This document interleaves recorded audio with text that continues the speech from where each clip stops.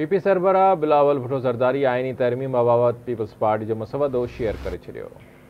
बिलावल भुट्टो छवीं आइनी तरमीम बहितर करण लाइ अवाम खां बि तजवीज़ूं घुरी वरितियूं। असां हिकु वफ़ाक़ी आइनी अदालत जे क़याम जी तजवीज़ ॾियूं था। बिलावल भुट्टो ज़रदारी चवण त आइनी अदालतुनि में समूरनि सूबनि जी बराबर नुमाइंदगी हूंदी।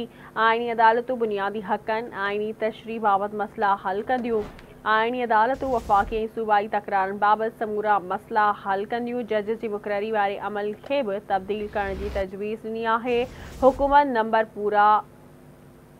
जा नंबर पूरा आहिनि। असां समूरनि पार्टियुनि सां ॻाल्हाए रहिया आहियूं। हिकु भेरो ॿीहर ब्रेकिंग न्यूज़ असां शेयर कंदासीं। पाकिस्तान पीपल्स पार्टी जे सरबराह बिलावल भुट्टो ज़रदारी आइनी तरमीम बाबति पीपल्स पार्टी जो मसवदो शेयर करे छॾियो आहे।